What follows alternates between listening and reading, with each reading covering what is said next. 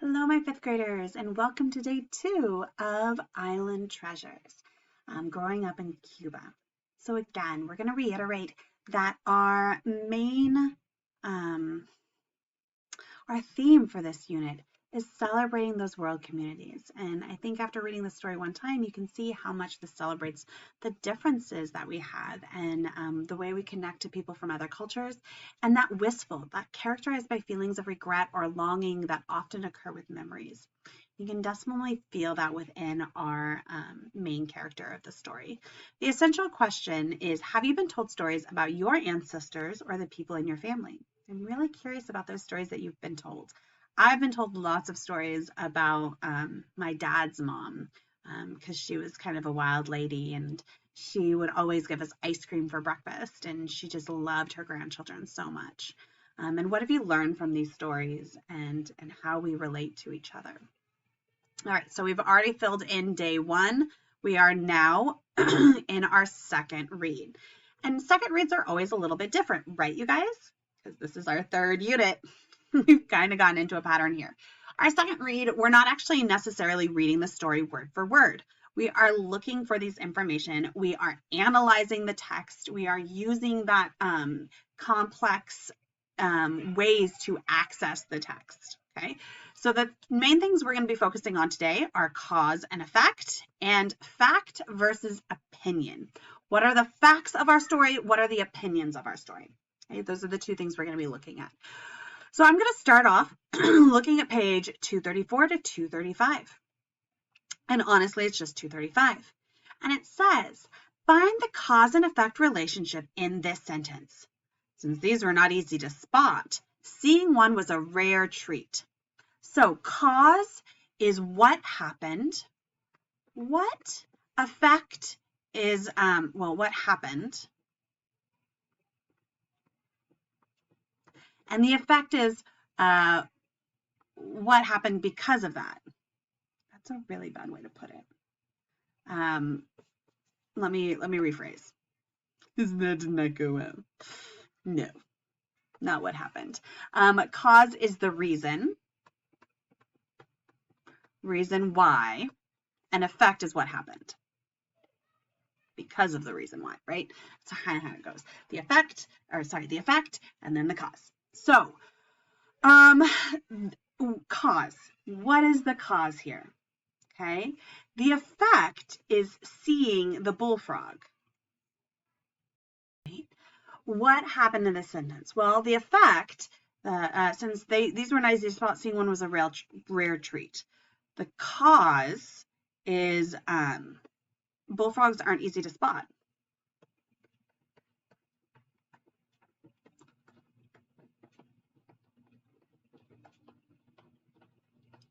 The effect is that seeing one was a rare treat.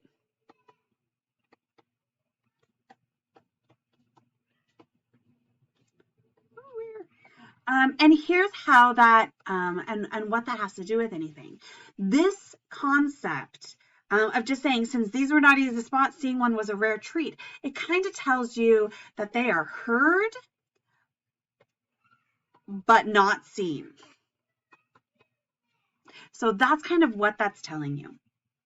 All right, fill that out. We're going to move on to 236 to 237. And in this, we're going to be filling this part out with fact and opinion. Our own patio is filled with a multitude of wonders. We fed the hens ground corn. My grandmother told stories about ancient Greek gods. Her retellings of animals were delightful. Ignacio Mercer was brave and wise. Now, look for adjectives, right? When it has an adjectives, that's usually telling you opinion. It gives that heavy meaning to a word. So a multitude of wonders. Someone else might be like, yeah, it's a patio.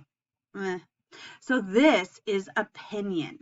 We fed our hens ground corn. Notice the lack of adjectives. Someone might be able to be like, well, that's not ground. But like, seriously, this is going to be a fact. It's just what they did. They fed them ground corn. My grandmother told stories about ancient Greek gods. That is a fact. If it's a Greek god, they're pretty ancient. Although that is an adjective, It's aptly used. Her retellings of animal stories were delightful. See the heaviness of that word?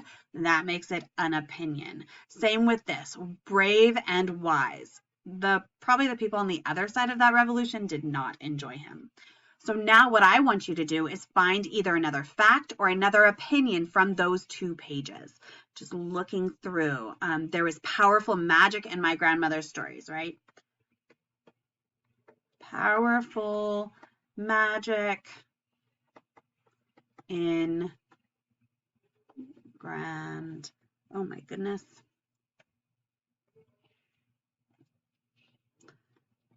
Mother's stories. Period. I really need to work on my handwriting, guys. All right, now I'm going to be moving on to page 238 to 239.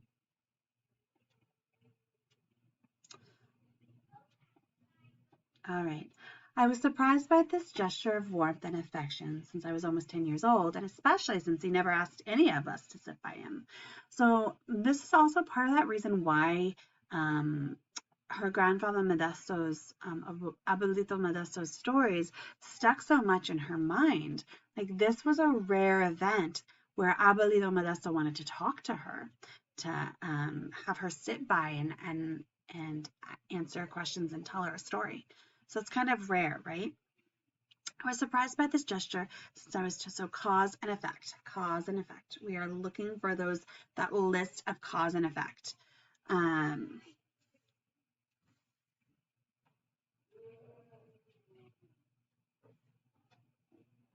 So what is the cause? He asked to sit next to her, right? Asked her to sit. The effect of that was she was surprised.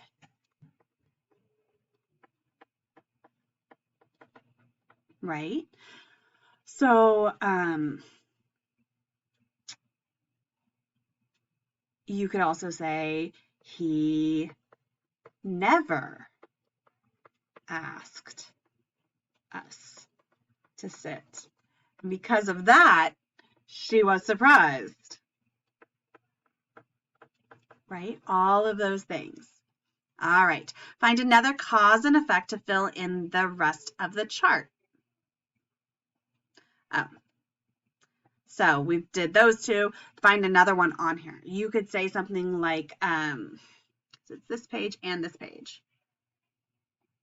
Right? His brother was arrogant and authoritative. Oldest brother, arrogant. Grunt. So what did he do? He jumped on a ship.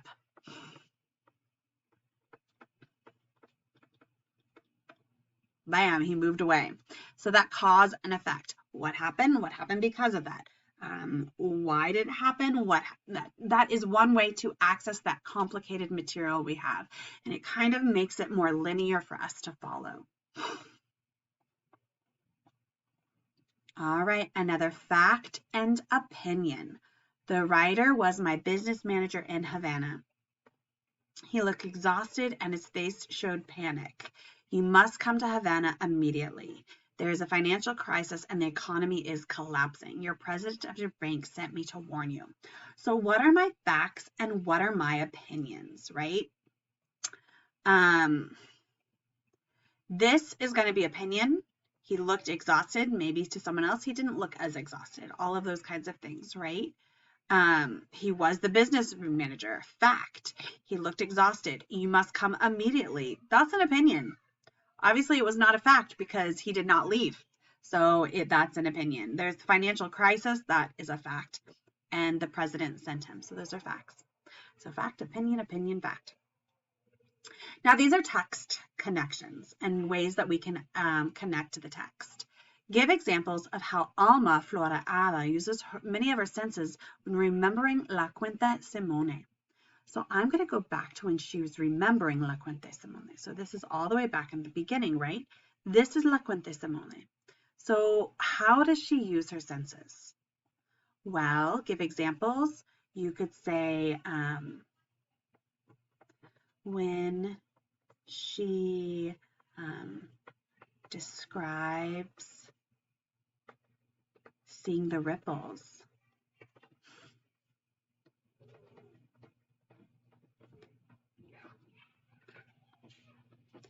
Left behind by river turtles.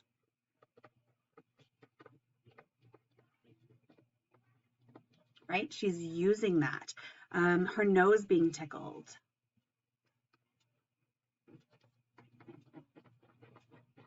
What ones did you guys come up with? So whatever you come up with, go ahead and put that in. If you came up with the same ones I did, that's okay too. Why are shared stories an important part of family history, or not history, heritage? Why is the telling of stories so important to our history and our heritage? Well, I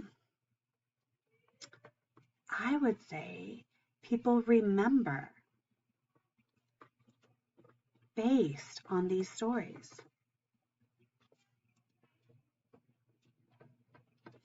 You get to know people you have never met,